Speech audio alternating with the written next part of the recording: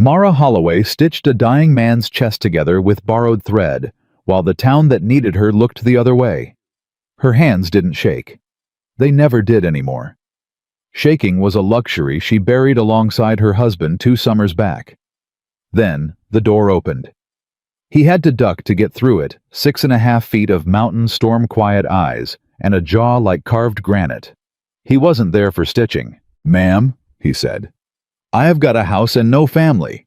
Word is, you've got a family and no house." If this story already has your heart, hit subscribe, drop the name of your city in the comments, and let me see how far this tale has traveled.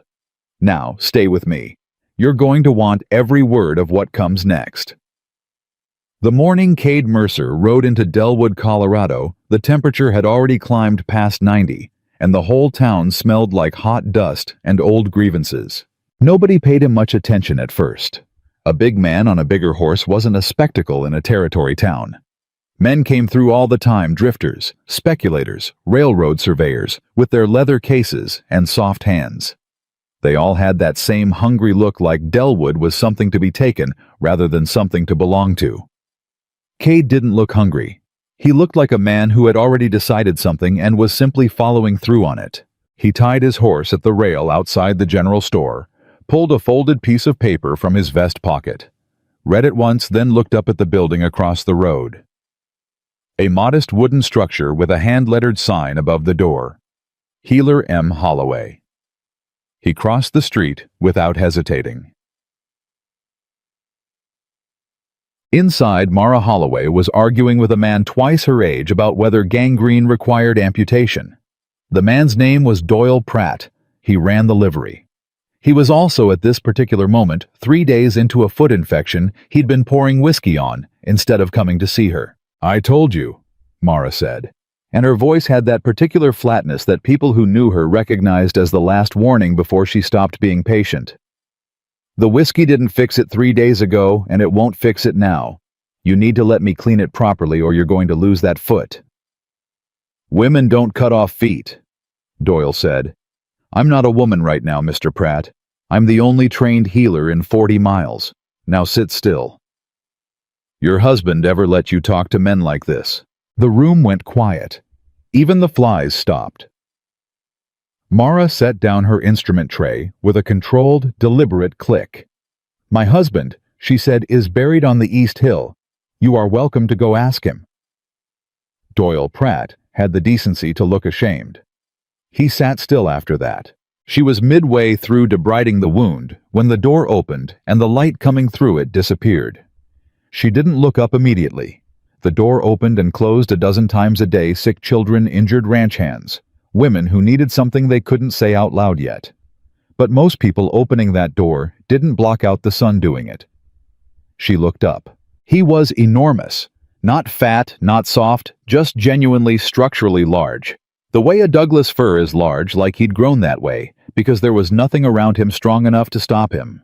He had dark hair, going gray at the temples, a beard kept close, and eyes the color of a sky. Right before a mountain storm comes in that particular gray-green, that means serious weather is coming, and it's coming fast. He was holding his hat in both hands. That more than anything was what made Mara look twice. Men in this town didn't take their hats off for her. "I'll be with you in a moment," she said. "Yes, ma'am. Take your time." His voice was deep and unhurried. It reminded her of distant thunder, something you hear before you understand what it means. Doyle Pratt was craning his neck. "Who are you?" "Cade Mercer." He said it like a fact, not an introduction. "I've got a place up on Raven Peak. Came down for supplies and to speak with the healer." "What for?" Doyle asked. "That's between me and the healer friend." Mara tied off the bandage, checked the tension, and helped Doyle Pratt off the table. She handed him a small wrapped packet of dried herbs and a written instruction she had little hope he'd follow. "Clean water twice a day. If it turns black, come back immediately. If it starts to smell different than it does right now, come back immediately. If you pour whiskey on it again, don't bother coming back because I'll hear about it and I'll be angry." Doyle Pratt shuffled past the large man in the doorway with considerably more humility than he'd walked in with. Mara washed her hands. Mr. Mercer, she said, what can I do for you? He didn't answer right away. He was looking around the room, not nosily, not rudely, just taking stock. His eyes moved over the herbs drying in the window, the supply cabinet with its careful labels, the second-hand examination table, the children's corner with its 2 small chairs. He looked at all of it, the way a man looks at something he's trying to honestly assess rather than impress. This your whole operation? He asked. It is. You run it alone? I do. How long? She met his eyes. 2 years, 4 months. He nodded like that answer meant something specific to him. Since your husband passed. It wasn't a question. She felt the familiar tightening in her chest, not grief exactly, more like the memory of grief, which was almost worse, because it came without warning and left without cleaning anything up. You seem to know something about my situation, she said, keeping her voice even. I don't know anything about yours. That puts us at an imbalance, Mr. Mercer. I don't conduct business from an imbalance. The corner of his mouth moved. It wasn't quite a smile, but it was the shape of one. Fair enough, he said. I'll tell you what I know and what I want, and you can decide if it's worth your time to hear the rest. He turned his hat once in his hands. I've been on Raven Peak going on 6 years. I built a house up there, good timber, solid foundation, 2 stories. It's about 70% finished. I've got cattle, a kitchen garden, good well water. I've got no debt, no vices worth mentioning, and no family. Mara said nothing. She was listening. I've got a boy, he continued, and something shifted in his face when he said it, not softening exactly, more like the weather when a front changes direction. He's 7. His mother was my wife. She died when he was 4. Fever.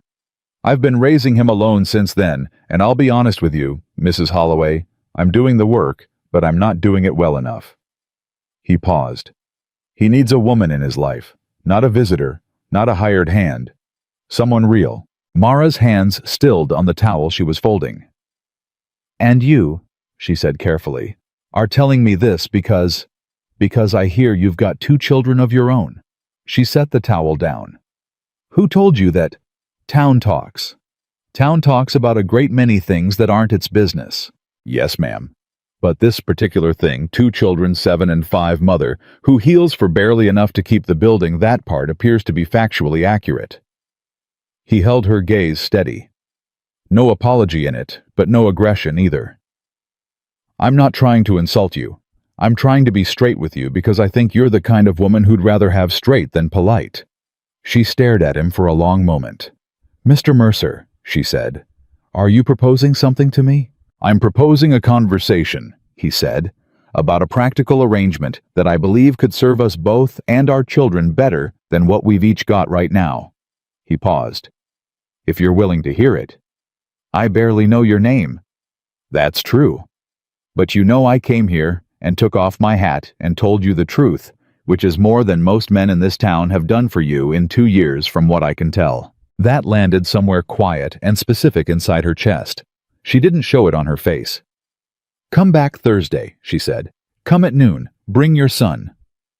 She told herself it was professional curiosity. She told herself that twice more before Thursday, which was how she knew it wasn't.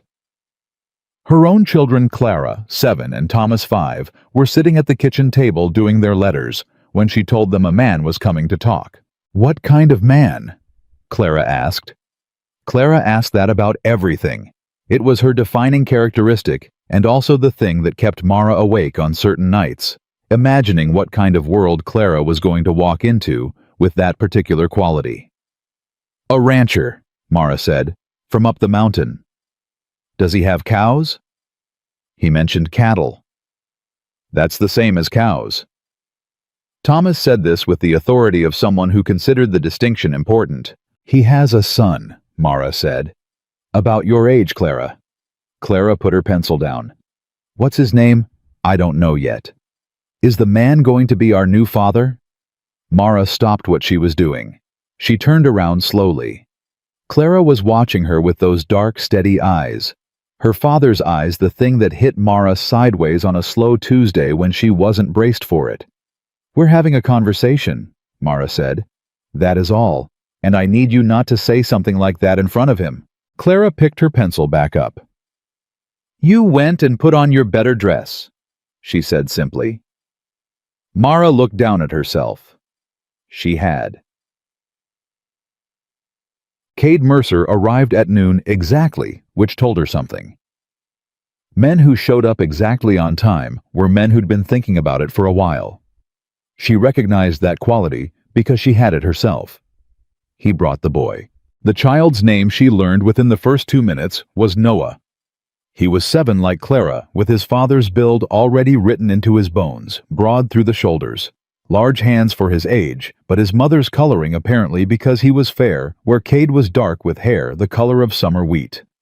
He walked behind his father the way a dog walks behind its person, not because it's been told to, but because that's simply where safety lives. He was watching Clara and Thomas with an expression of careful, practiced neutrality that no 7-year-old should have learned yet.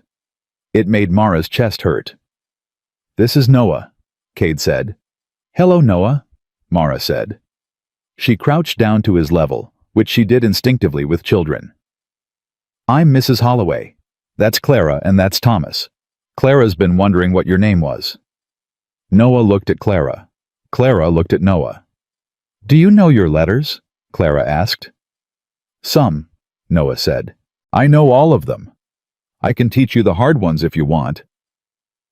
Something in Noah's face changed. It was small, like a window opening a crack to test the weather. "Okay," he said. Within 4 minutes, they had migrated to the far end of the room, with Thomas trailing behind them, and Mara found herself standing alone with Cade Mercer and the specific weight of what was actually being discussed. "They adjust fast," Cade said, watching the children. "Children do," Mara said. "They don't have the same investment in protecting themselves from hope that we do." He looked at her when she said that. "That's an honest thing to say," he said. "You told me you preferred straight to polite. I'm extending you the same courtesy." She gestured toward the chairs near the window. "Sit down, Mr. Mercer. Let's talk plainly." They sat. The summer light came through the window, and the sound of children's voices filled the edges of the room. "Tell me about the house," she said. He told her. He was precise about it, not boastful, not minimizing. 2 stories of solid pine timber on a stone foundation, half a day's ride from town at a walking pace, less than that if you knew the trail. A kitchen that wanted proper furnishing. 2 rooms finished, 3 more framed. A porch facing west that caught the sunset in a way he'd caught himself standing on more than he probably should, given that there was always work to do. "Why isn't it finished?" she asked. "Because finishing it alone felt—" He stopped. He was looking at his hands. It felt like giving up on something. She understood that in a way she hadn't expected to understand it. She didn't say so. "What would you expect from me?" she asked. "The children settled and cared for. A household managed. Your healing work, I'd expect you to keep that. It matters to the county, and it's yours. I wouldn't take that from you." He paused. "In time, if it came to feel right, a real marriage. But I'm not asking for that now. I'm asking if you'd come and see the place first. You're asking me to come to a ranch on a mountain alone with a man I've spoken to twice.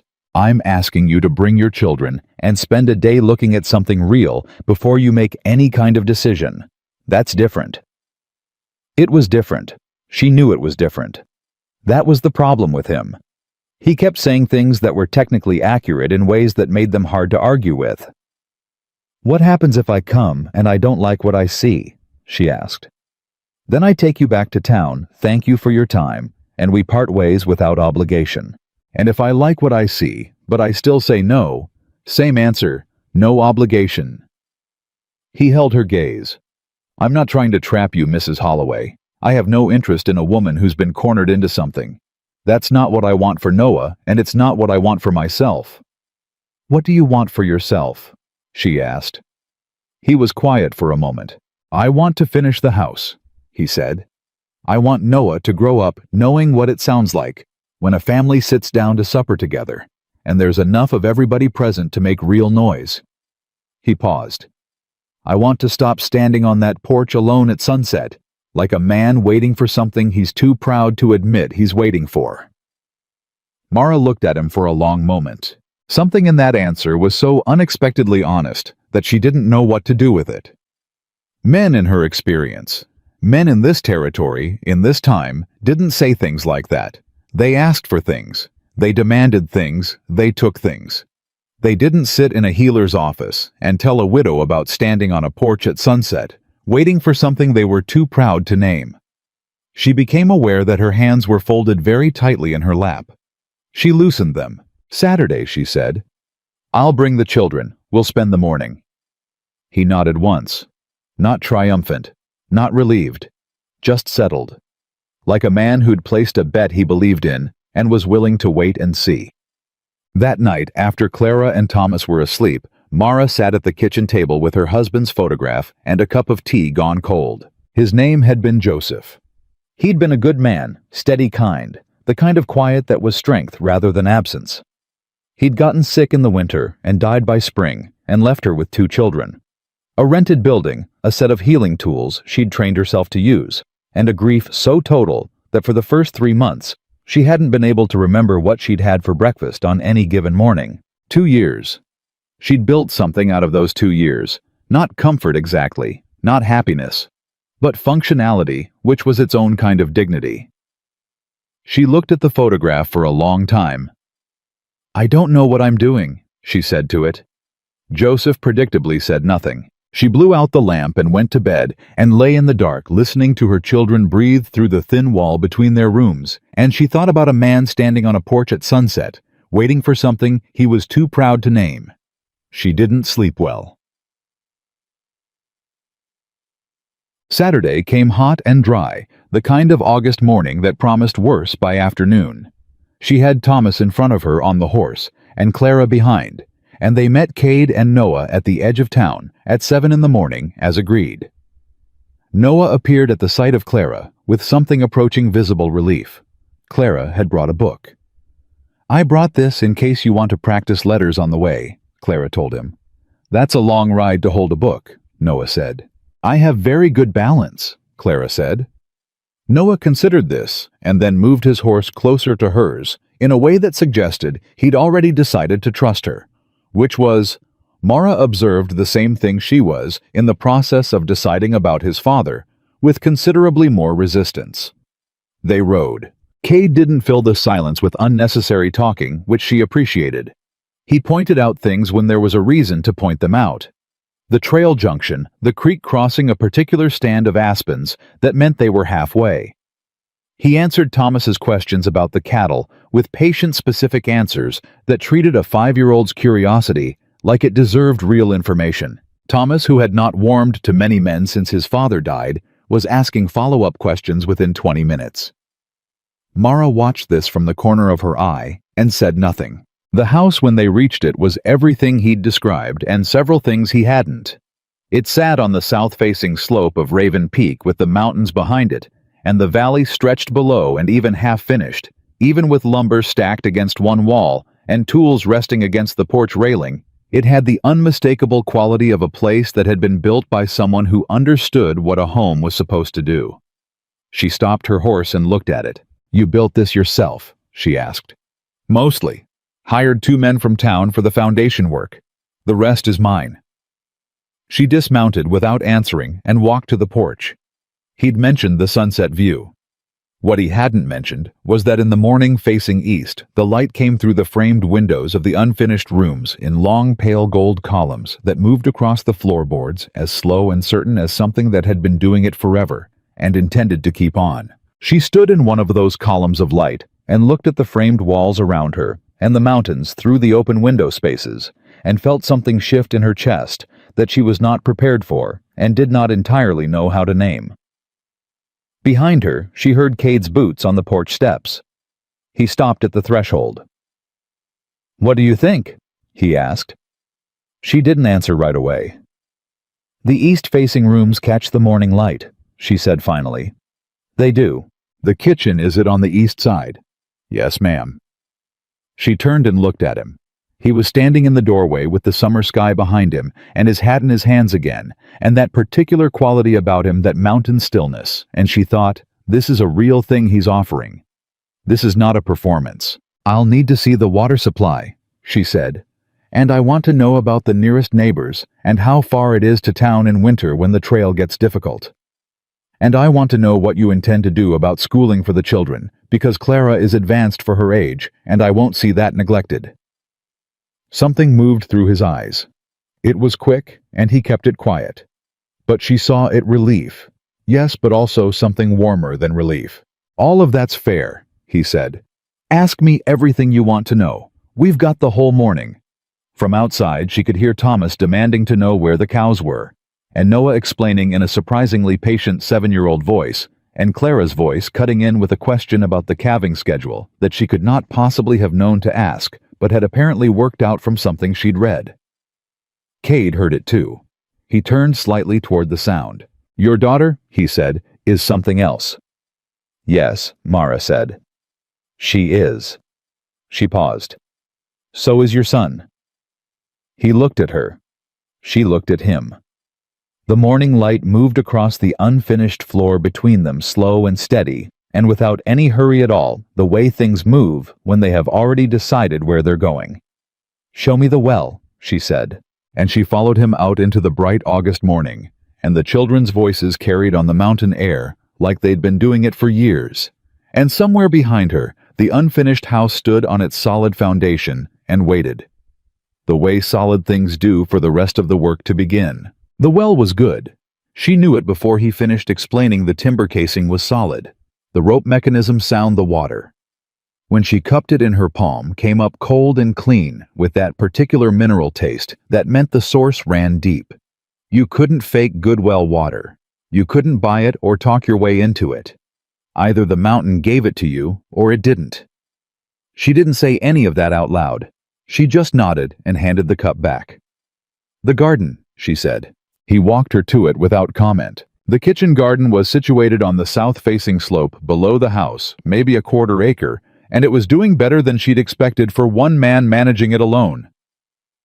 Beans climbing their stakes, squash sprawling where they wanted to sprawl onions in reasonable rows.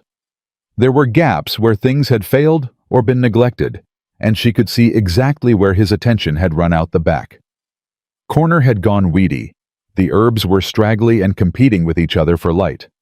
But the bones of it were right. Somebody who knew gardens had planned this layout, even if the execution had slipped. Your wife plant this? She asked. The question came out before she'd fully decided to ask it. She half expected him to close down the way men did when you touched something tender without warning. He didn't close down. She planned it, he said. I dug it the spring after she died because I thought, he stopped. Started again. I thought it would feel like doing something for her. Mostly it felt like something I didn't know how to finish. Mara looked at the garden for a moment. What was her name? Ruth. She had good instincts, Mara said. The layout is smart. The herbs should be moved to the east edge. They're fighting the squash for light, and they'll lose. But she was right about the slope and the drainage. Cade was quiet for a moment. I'll tell you something, he said. I didn't expect you to say that. Say what? Something kind about her. She looked at him. Why wouldn't I? Some women in your position would prefer to act like the prior one didn't exist. I have 2 children whose father existed and mattered, she said. I wouldn't give that up for anything, and I wouldn't expect anyone to pretend otherwise. I'm not going to pretend Ruth didn't exist for Noah's sake or yours. That would be a strange way to start anything. He held her gaze for a beat longer than was strictly necessary. All right, he said. The herbs can be moved. Yeah. Thomas found the cattle around mid-morning, and that was effectively the end of his interest in anything else for the remainder of the visit. Noah took him to the fence and explained the animals with a solemnity that was completely disproportionate to his age and completely charming for exactly that reason. Clara had settled on the porch steps with her book, and Mara watched her daughter glance up every few minutes toward the barn where the boys had gone checking, cataloging the way Clara always did with anything new. She was going to be a formidable woman someday. Mara was simultaneously proud of it and exhausted by what it was going to take to get her there intact. Cade appeared beside her at the porch railing. He'd been checking something in the barn and came back with sawdust on his sleeve that he didn't notice or didn't care about. "You're watching her like you're calculating something," he said. "I'm always calculating something," Mara said. "What is it this time?" She considered not answering. Then she said, "She's smart in a way this territory isn't going to be kind to. I think about that. Smart women make it fine. Smart women make it by making themselves smaller than they are, and I won't teach her to do that." She said it flat, no heat in it, the way she said things that weren't arguments, because they were already true. "So I think about where she goes, and what she sees, and what she learns to believe is possible.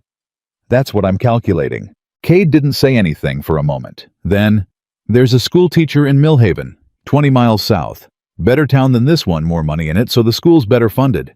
I've been thinking about whether to get Noah enrolled come fall. That's a long ride for a child every day. Boarding arrangement during the week. Some families do it." He paused. Both of them could go, if it came to that. She turned to look at him. He was looking out at the boys at the fence, not at her. "You've thought about this already," she said. "I think about what Noah needs," he said. "I've been thinking about it for 3 years, and I still can't solve all of it by myself. That's not an excuse, that's why I came down off this mountain and knocked on your door." Mara turned back to the valley. The air smelled like pine and cattle, and the particular dry grass warmth of a Colorado August, and somewhere in the middle of all of it, she became aware that she was not thinking about leaving. She had expected to be thinking about leaving by now. She had expected to walk through this place and find the thing that was wrong with it, the thing that confirmed what she already knew, which was that she was fine on her own, that she had built something that she didn't need to hand herself and her children to a stranger on a mountain. She was not finding that thing. That was the problem. "I need time," she said. "You can have it. I mean real time, weeks, possibly longer. I'm not making a decision about my children's lives on the basis of one morning." "I wouldn't respect you if you did," he said. She looked at him sideways. "You keep saying the right thing." "I'm not trying to say the right thing," he said. "I'm trying to say the true thing. Sometimes they're the same. And when they're not, then I say the true one anyway and deal with the consequences." She held on to that for a moment. It had the weight of a real answer. "I'll come again," she said. "With the children. We'll take a few Saturdays and see how it sits." "That's fine. And I want to speak with Noah, alone. Not today, another time. I need to know how he feels about this." Something shifted in Cade's expression. It wasn't surprise exactly. More like the look of a man who's just been shown something he didn't know he needed. "Nobody's asked him that before," he said. "Everyone asks me." "He's the one who'll be affected most directly," Mara said. "He should have a voice in it." Cade looked at her for a long moment and then nodded, slow and certain. "All right," he said. "You can talk to him." Hoon. They rode back to town in the late afternoon, with the sun dropping toward the western peaks, and the children half asleep in their saddles from the heat and the exertion. Thomas had fallen genuinely asleep, leaning against Mara's arm, and she was holding him with one hand and the reins with the other, which was not comfortable, but was a position she'd been navigating for 5 years and knew how to manage. Clara was still awake. Clara was almost always still awake. "I like Noah," she announced to no one in particular. Noah, riding beside his father, pretended not to hear this. His ears turned red. "He knows a great deal about cattle." Clara continued, apparently deciding that the conversation was proceeding whether or not anyone else participated. "He told me the names of all the ones with specific personalities. The large brown one is called Patience because she waits until all the others have eaten before she does." "That's correct," Noah said to the trail in front of him. "I thought that was interesting," Clara said. "Most people name cows things like Bessie." "Most people don't pay enough attention to cows," Noah said. Clara turned to look at Mara. The look said this one is acceptable, which from Clara was roughly equivalent to a formal endorsement. Mara caught Cade's eye over the children's heads. He was doing that not quite a smile again. She looked away before anything showed on her face. 3 weeks passed. She went back on 2 more Saturdays and she brought the children both times. On the second visit, she spoke with Noah alone while Clara was teaching Thomas something at the creek, and Cade was doing what he always seemed to be doing, which was working on something that needed working on. She sat on the porch steps and waited, and when Noah drifted over, she made room for him to sit beside her, and they both looked out at the valley for a while without talking, which seemed to be the right approach with him. "Your father told me you're 7, she said. "In October I'll be 8. What do you want for your birthday?"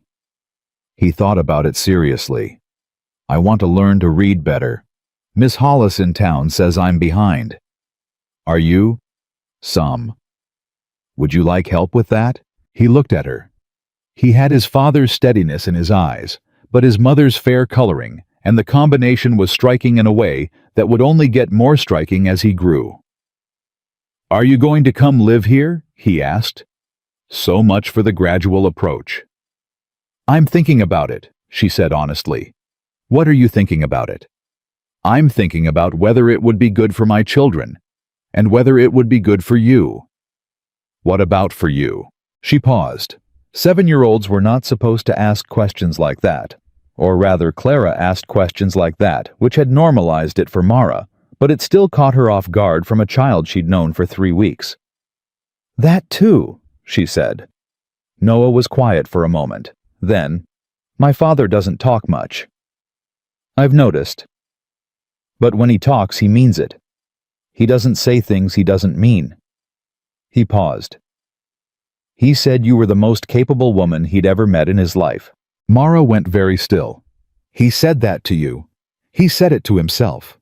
But the walls aren't thick on the second floor." Noah said this completely without guile, as though this were a practical observation about construction rather than a disclosure of something private. She didn't trust herself to respond immediately. She looked out at the valley and felt something move through her chest. Not the old grief this time, and not the familiar caution she'd built up around herself like a second skin, but something that didn't have a clean name yet and wasn't asking for one. "Noah," she said, when she was sure her voice was going to come out level, "how would you feel if we came to live here honestly? You can tell me the truth." He didn't answer right away. She watched him think about it the way his father thought about things straight on without flinching. "I'd like it if Clara came," he said. "She's not annoying." He paused. "Thomas is a little annoying, but I think that's just because he's 5.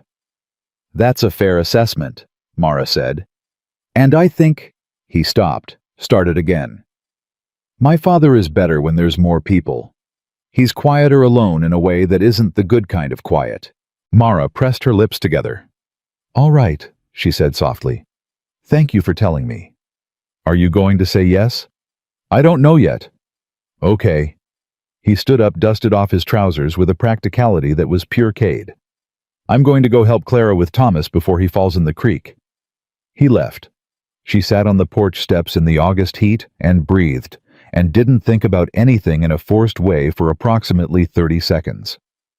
Then she thought about all of it at once. Chamta. It was on the 3rd Saturday that the town showed her what it thought of the arrangement. She'd been aware of the talk in the way you're always aware of weather coming, not seeing the storm yet but feeling the pressure change. Delwood was a small town with too much time and too little to occupy it, and a widow being courted by a mountain man was the kind of thing that fed that particular hunger. She'd ignored it because she was good at ignoring things that didn't require her immediate attention. Then Margaret Holt stopped her outside the general store. Margaret Holt was the wife of the man who owned the largest ranch in the county, which meant Margaret Holt believed she had a social position that entitled her to say things other people refrained from saying out of basic decency. "Mrs. Holloway," she said it like a verdict. "I've been meaning to speak with you." Mara stopped. She was carrying flour and she had Thomas on one side and Clara on the other, and she did not have time for whatever this was going to be. "Mrs. Holt," she said, "I'll be direct." Margaret Holt glanced at the children with the specific kind of look that means I'm about to say something in front of children that their mother will not appreciate. People are talking about you and that Mercer man. People talk about a great many things, Mara said. He is not a known quantity in this county, Margaret Holt said. He keeps to himself in a way that decent men don't. There are things said about why he stays up on that mountain. What kind of things? That his wife didn't die of fever. She said it with the particular satisfaction of someone delivering news they've been carrying around for a while. The street was not empty. 3 people within earshot had just gone very still in that studied way that meant they were listening to every word. Clara's hand tightened around Mara's fingers. Mara looked at Margaret Holt for a long, quiet moment. "Ma'am," she said, and her voice was completely level. "I've treated people in this county for 2 years. I've sat with sick children in the night, and I've set broken bones on men who couldn't afford to pay me, and I've kept quiet about every private thing I've learned in those rooms, because that is what a healer owes the people she serves." She paused. "What you are doing right now in the middle of this street is spreading a rumor you cannot verify about a man who isn't here to answer it. And you're doing it in front of my children." She picked up her package. "I'll thank you not to do it again." She walked away. She heard the silence behind her, and then the sounds of it breaking open, the murmuring, the shuffling. She didn't look back. Clara kept pace with her. Thomas was half running to keep up. When they turned the corner onto the side street, Clara said quietly, "Is it true, what she said about Mr. Mercer's wife?" "I don't know," Mara said. "And neither does she. That's the point. But what if something happened? Then I would want to know about it from him, not from a woman on a street corner who's never spoken to him in her life." She looked down at Clara. "You understand the difference?" Clara was quiet for a moment. "Gossip isn't evidence," she said. "No, it isn't. Papa used to say that." "Yes," Mara said. "He did." She held that word Papa steady in her chest for the 3 seconds it needed before she let it pass. That evening, she sat down and wrote Kate a letter. She wrote 3 drafts. The first one asked about Ruth. The second one didn't ask anything. It just told him what had happened in the street and waited to see what he'd do with it. The third one she actually sent. It said, "There is talk in town about how your wife died. I have not repeated it, and I don't intend to. But I think you should know it's being said. And I think if we are going to continue these Saturdays, that you should tell me what actually happened. Not because I believe the talk. Because you told me you preferred straight to polite, and I am extending you that same courtesy in return." She sent it with the mail on Monday morning. His response came Thursday. It was 2 pages, which surprised her. She had not taken him for a man who wrote 2 pages of anything. She read it at the kitchen table after the children were asleep. Ruth had not died of fever the way he'd told people in town. She had died in childbirth. The baby, a girl, had not survived either. He'd told people fever because he hadn't been able to say the rest of it out loud, without coming apart, and by the time he'd sealed himself back up again, the story had set, and he'd left it. He had not told Noah the truth yet because Noah had been 4 when it happened, and Cade hadn't known how to give a 4-year-old that weight. He was aware the letter said in his particular spare way that this could not be kept from the boy much longer. He was aware that he'd been wrong to simplify it. He was aware that this might change her assessment of his character. "If it does," the letter said, "I understand. I'm not going to argue for myself. I'm giving you the truth because you asked for it and because you deserve it. What you do with it is yours to decide." Mara sat with both pages for a long time. Then she got out paper and wrote back. "It doesn't change my assessment. But you need to tell Noah, soon. He is old enough to hold more than you think he is." She paused, pen over paper, and then wrote, "I'll see you Saturday." She sealed it before she could revise it. Saturday came, and this time the ride up the mountain felt different from the inside. She couldn't explain it in terms that would have satisfied Clara's precision. It wasn't that anything had changed outwardly. The trail was the same trail. The aspens were the same aspens, though they were starting to show the first pale gold at the edges that meant summer was beginning its accounting. It was that something had shifted in the space between her and this decision. The ground underneath it felt different, more solid. She was still afraid. She wanted to be clear about that with herself. She was not a woman who confused the absence of certainty for the absence of fear. She was afraid of the wrong choice. She was afraid of what it would mean to let herself want something and be wrong about it.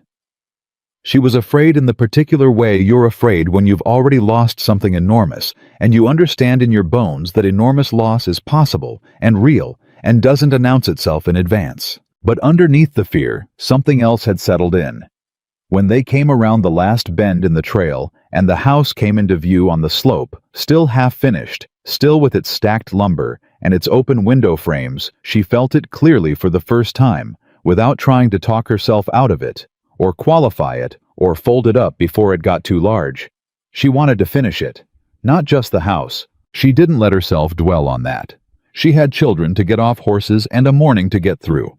But she knew what she knew. Cade was on the porch when they arrived. He came down the steps to help with the horses, and his eyes found hers over Thomas's head with a directness that was becoming familiar to her, and was the thing more than anything that she was going to have to decide what to do with. "Good morning," he said. "Good morning," she said. He took Thomas's reins. Noah appeared from the barn, and Clara and Thomas were moving before anyone finished saying hello. And then it was just the two of them standing in the bright September morning, with the horses between them and that particular quality between them that had no name but had weight. "Thank you for your letter," she said. "Thank you for yours." A pause. "You should tell him today," she said.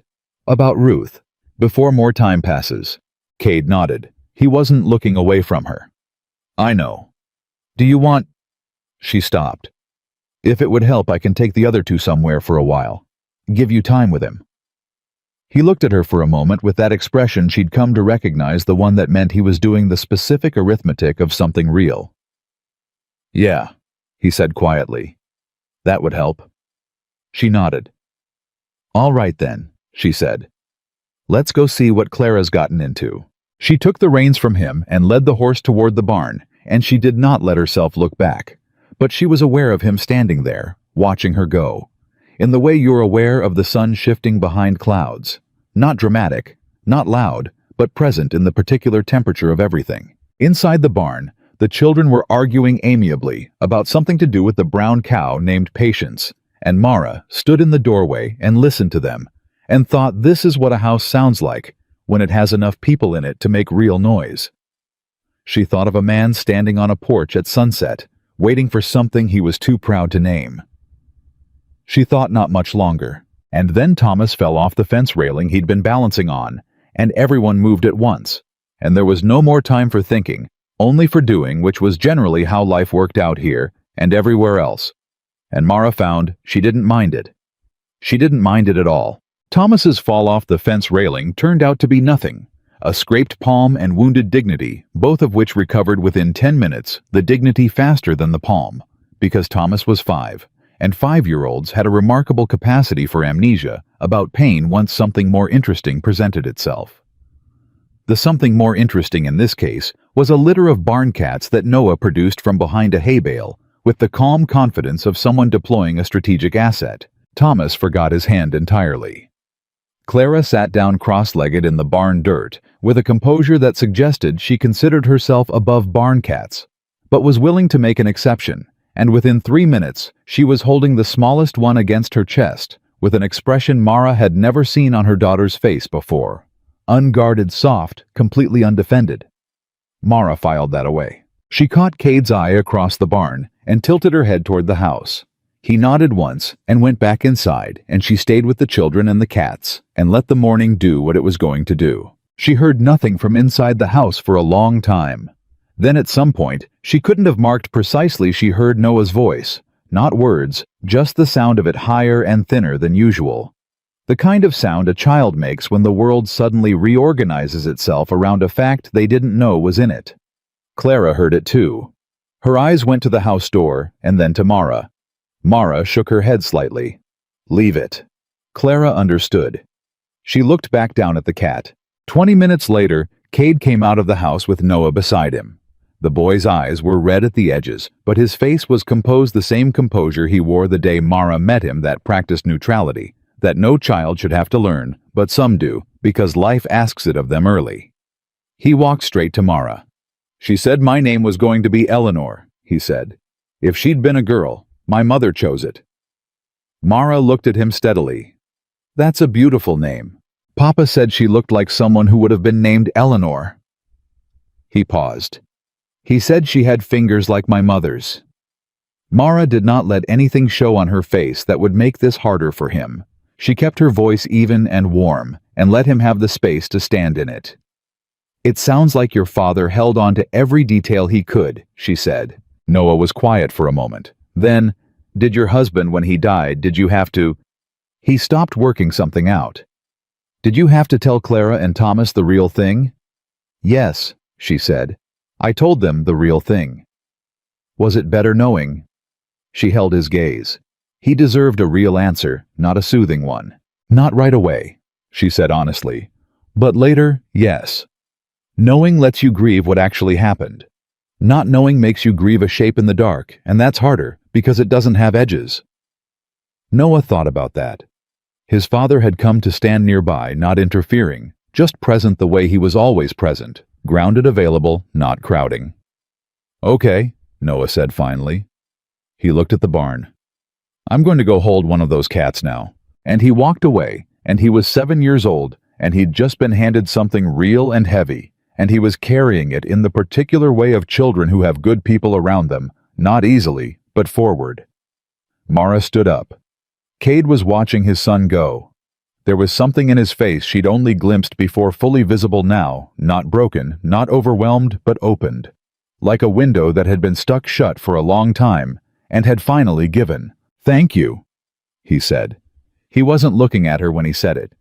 "You did that," she said. "Not me. You told me to. Telling you to do it and doing it aren't the same thing." She paused. "You did it for him. That matters." He turned and looked at her then, and for a moment neither of them said anything. And the September air was warm, and the sound of children's voices came from the barn, and the mountain was enormous and quiet around them. And Mara thought, "This is a real man. Whatever else comes, this is a real man." She didn't say that either. What she said was, "Show me what's left to finish on the east rooms." And the corner of his mouth moved. And they went inside. October arrived the way it always did in the high country, without apology. The aspens went gold overnight, or that was how it felt, and the mornings acquired a bite that the afternoons hadn't earned yet, and everyone in Delwood started doing the mental arithmetic of winter preparation. Mara was doing a different arithmetic. She had enough supplies to carry the children through to spring if she was careful. She had enough patience to keep the building rented. She had 2 children who asked about Noah and Raven Peak with increasing frequency, and a daughter who had stopped asking when they were going back, and started asking about whether the schooling arrangement in Millhaven could work for 2 students who weren't from the same family. Clara did not approach things indirectly. It was both her greatest strength and the thing that was going to get her in trouble in rooms that weren't ready for her. "I'm not deciding anything based on what you want," Mara told her. "That's not fair to put on you." "I'm not trying to decide it," Clara said. "I'm providing information. About Millhaven School, about the fact that the teacher there was trained in Philadelphia and teaches natural science, as well as letters." Clara said this in the tone she reserved for facts she considered self-evident.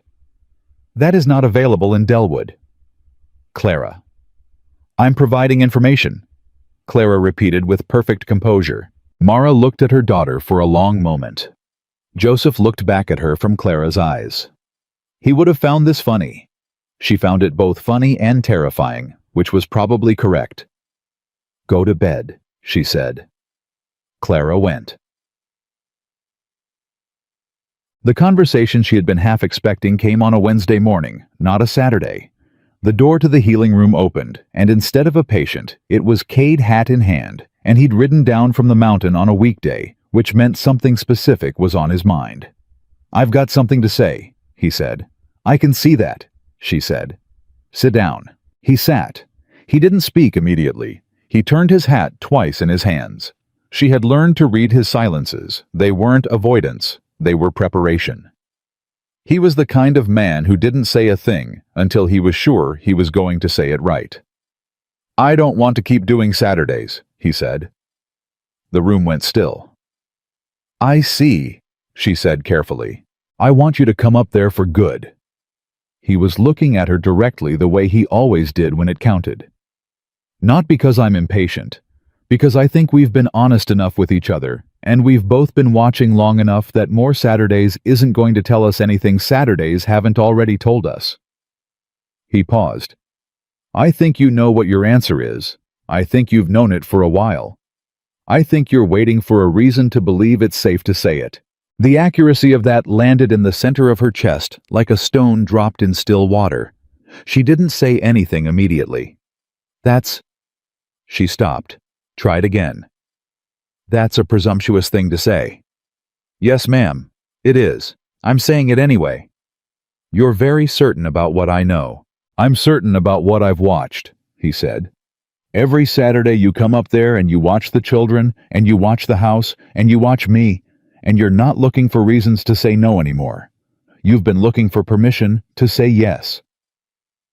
She stood up from her chair. She walked to the window.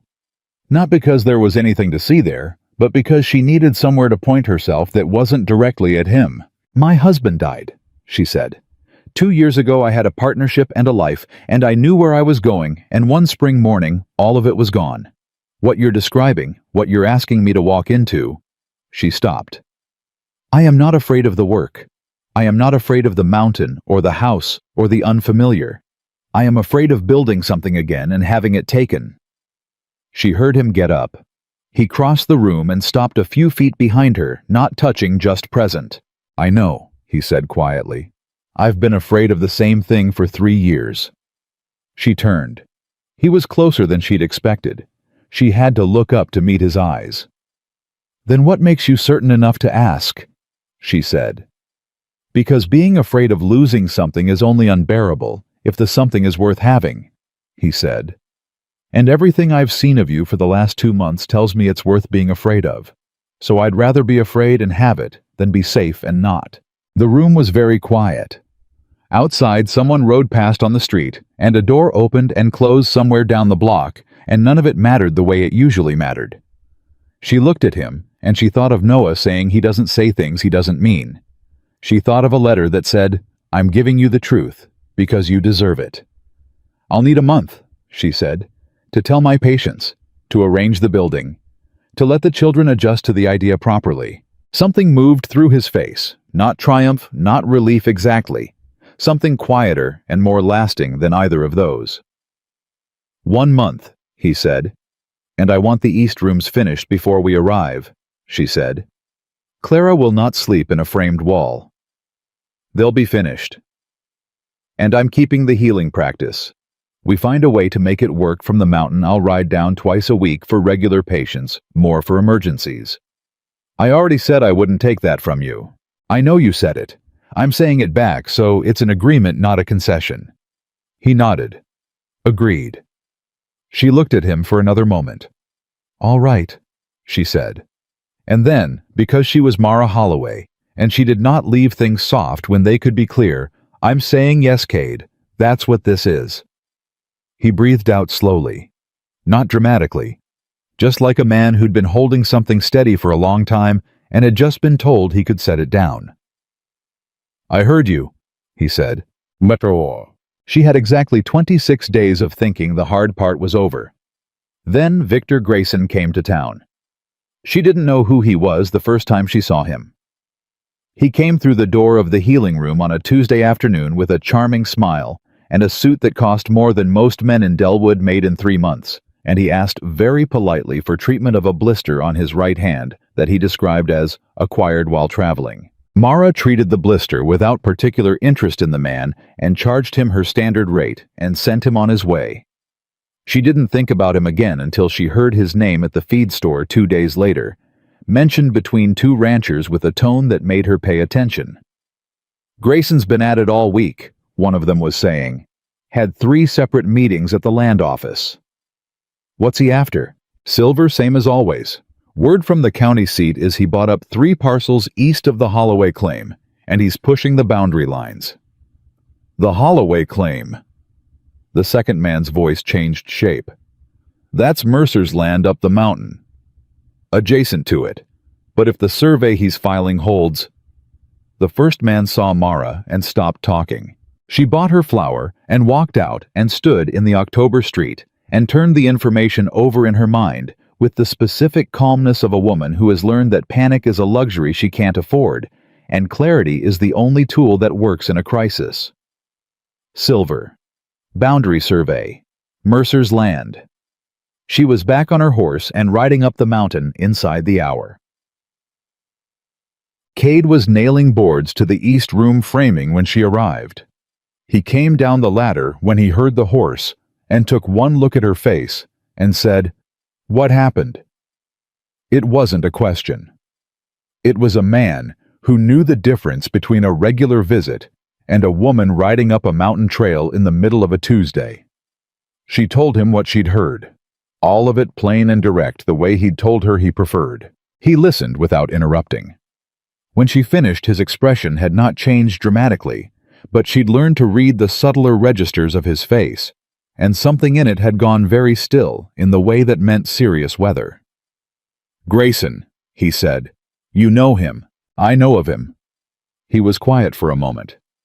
"He came through this county 2 years ago, bought a parcel south of Millhaven from a widow who didn't know what her land sat on top of, paid her 1/3 of what it was worth. By the time the silver came out, she'd already spent the money and moved her family to Denver." He paused. "He's been working his way north since then." "How close is his current parcel to yours?" "Close enough." He looked toward the ridge. "There's a creek that runs the eastern edge of my property line. The original survey marked the boundary at the creek's west bank. If he's filing a new survey, he could argue the creek shifted, they do shift over years, and move the line 50 feet west." His voice was level. 50 feet in most places doesn't matter. Up here it cuts across the southern access trail. I lose the trail, I lose easy access to town. In winter that means I'm effectively landlocked. Mara understood immediately what that meant. Not just for the ranch. For the children. For the practice she'd agreed to maintain from the mountain. "Who filed the original survey?" she asked. "County office in Durango. It's 12 years old." "A 12-year-old survey can be challenged." "His can be challenged too, but he'll have money behind his challenge, and I'll have..." He stopped.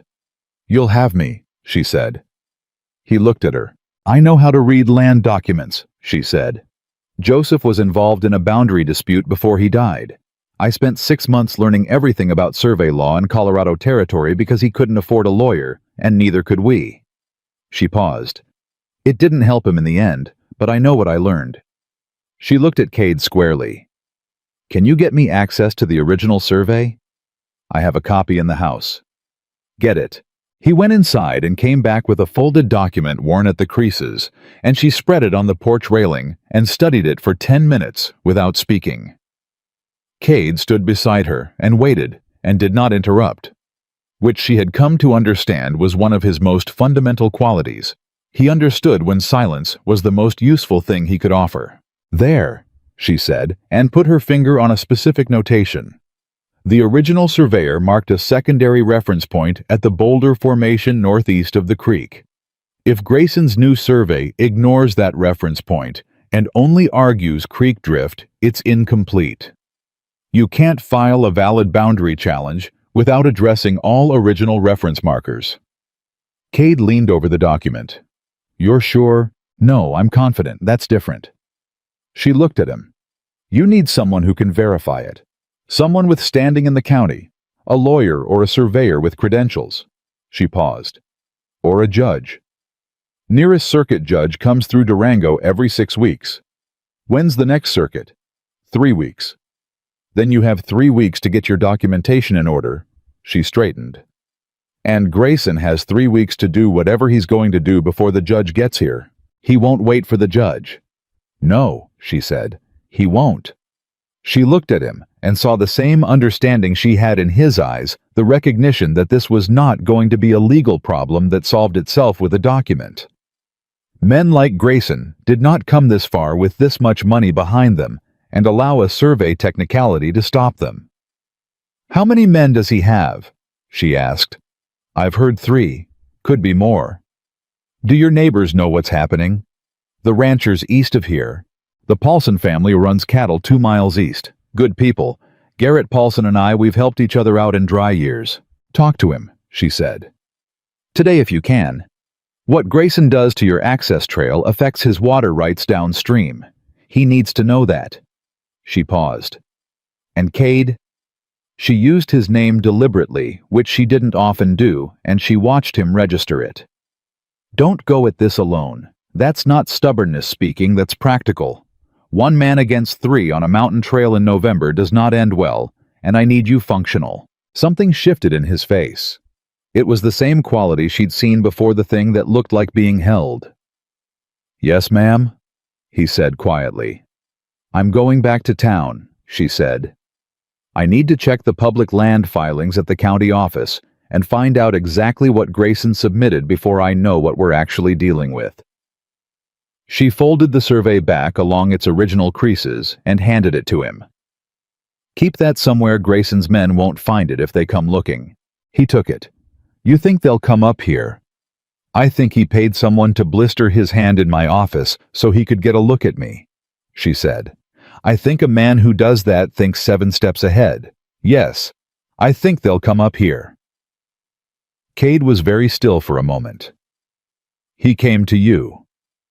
"Tuesday. I treated him. I didn't know who he was until I heard the ranchers talking. He was in this town looking at you. He was in this town doing his survey work, and when he heard there was a new arrangement between the mountain healer and the woman coming up from Delwood, he came to assess what he was dealing with." She met his eyes. "He's thorough. We need to be more thorough." "Mara."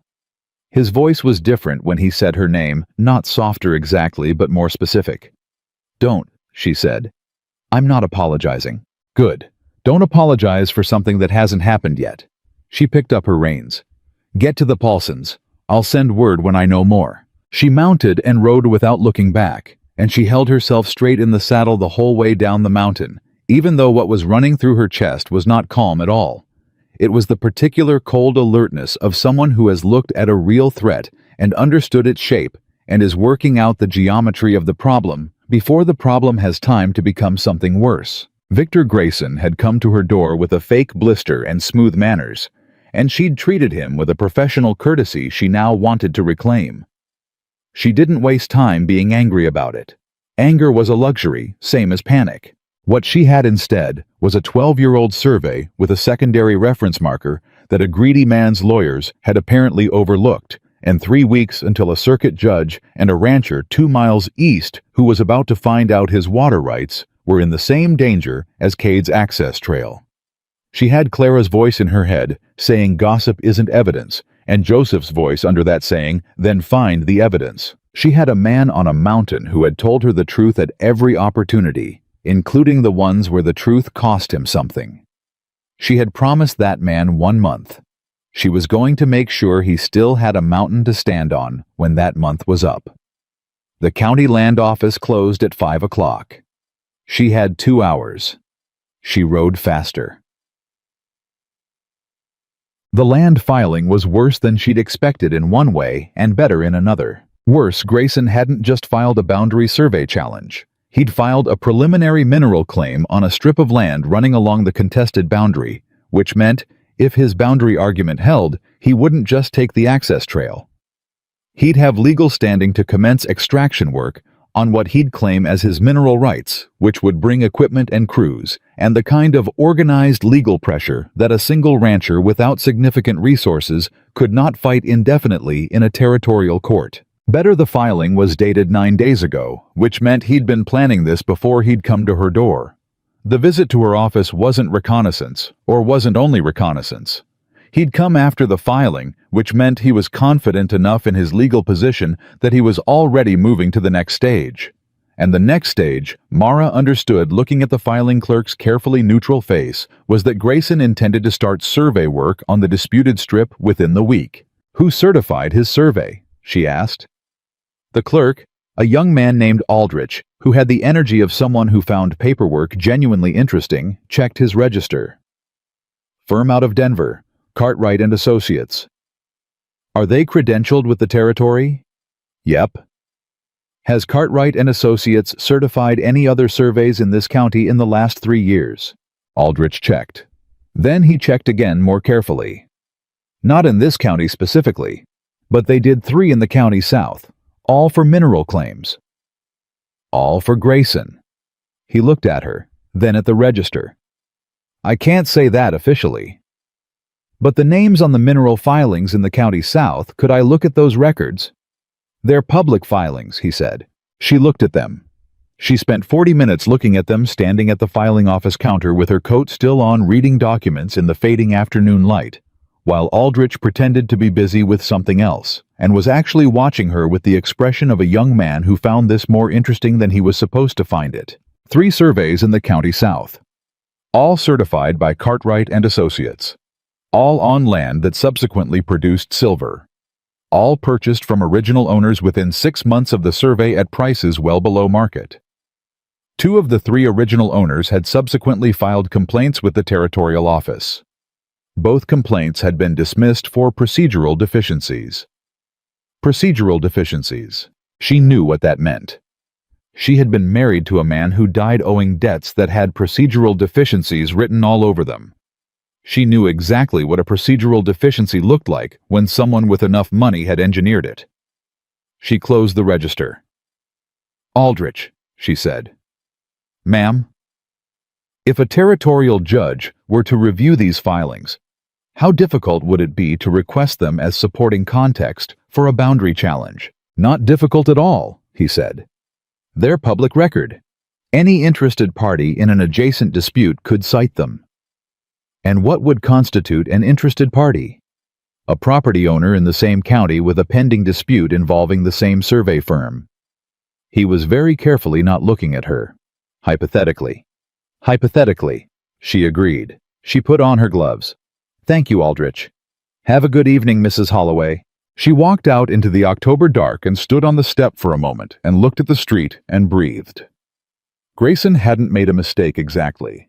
What he'd done was what men like him always did, moved fast and smoothly, and counted on nobody on the other end being willing or able to dig into 3-year-old county records from the jurisdiction south. He'd miscounted. She had a secondary reference marker on a 12-year-old survey 3 prior disputed filings involving his survey firm and a circuit judge in 3 weeks.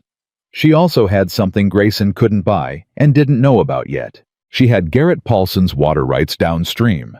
She had Margaret Holt's husband, who owned the largest ranch in the county, and whose eastern boundary was not as far from the disputed strip as he might have thought. She had a land filing clerk who had not told her anything he wasn't legally permitted to tell her, and who had done it with considerable efficiency. She pulled her coat close and went to find her horse. Tomorrow she was going to need to write a letter to a lawyer in Durango and ride out to the Paulson Ranch and get back to the county office before noon. Tonight, she was going to go home, put her children to bed, and sit at the kitchen table with Joseph's photograph and say, I see what's happening. I see all of it, and I know what to do. She was not going to let Victor Grayson take that mountain, not the land, not the house, not the man standing on the porch at sunset, waiting for something he'd finally stopped being too proud to name, not any of it. The letter to the lawyer in Durango went out on Thursday morning. His name was Edmund Hale, and she knew of him the way you know of a tool you've never used but have been told is reliable through reputation, through the specific way people said his name when they needed someone who wouldn't be bought. Joseph had mentioned him once years ago in the context of a property dispute that had gone badly for someone who hadn't hired him in time. She wrote clearly and without embellishment. She laid out the boundary, filing the Cartwright and Associates connection, the 3 prior disputed surveys in the county south, and the secondary reference marker on Cade's original documentation. She told him she had 20 days before the circuit judge and asked what it would cost to have him present. Then she rode to the Paulson Ranch. Garrett Paulson was a broad-weathered man in his late 50s who had the eyes of someone who'd survived enough hard winters to stop being surprised by anything. He listened to Mara on his porch with his arms crossed and his face doing the specific kind of arithmetic that ranchers did when something threatened what they'd built. When she finished, he was quiet for a moment. Then he said, "My eastern boundary is adjacent to the disputed strip," she said.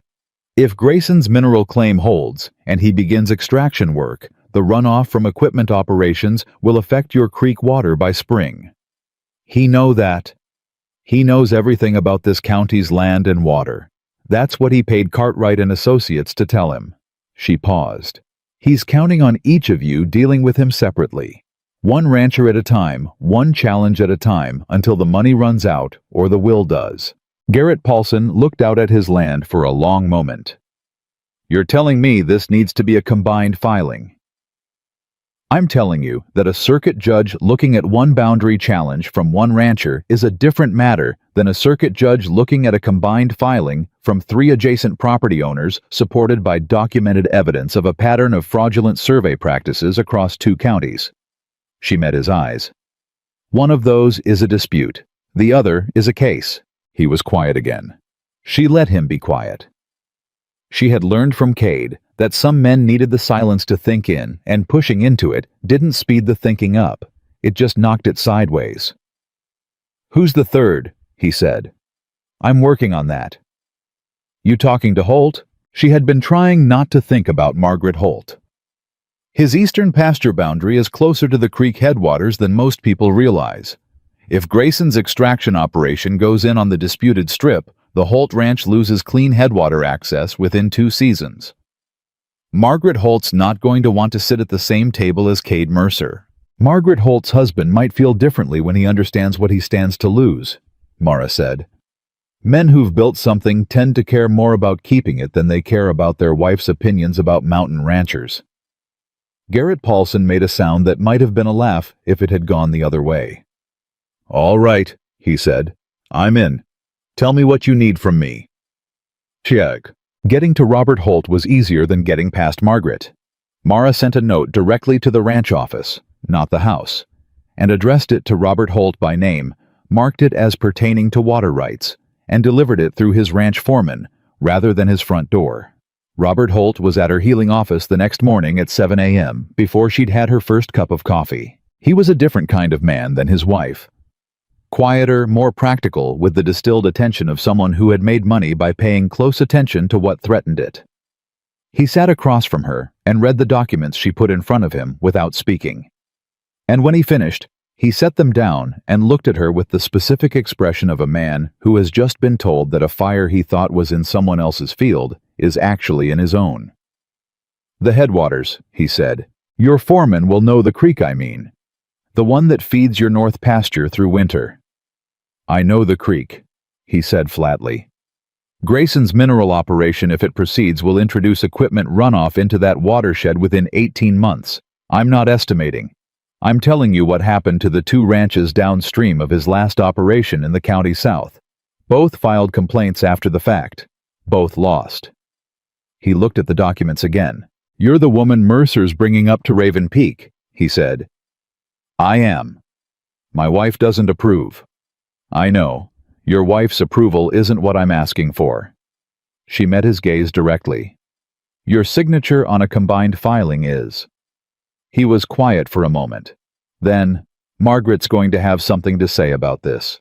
"She might, but I'll note that if this filing succeeds, your North Pasture water supply is protected for the next generation. If it fails because you decline to participate, it won't be."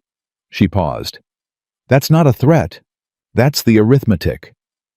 Robert Holt had the grace to look slightly amused despite himself. "You're direct," he said.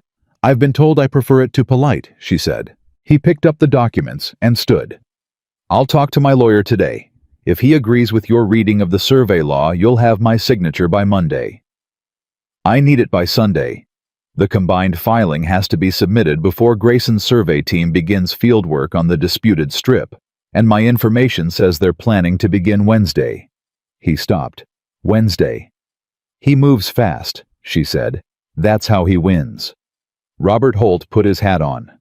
"Sunday," he said. "You'll have it." He left. Mara sat down, picked up her coffee, found it had gone cold, and drank it anyway.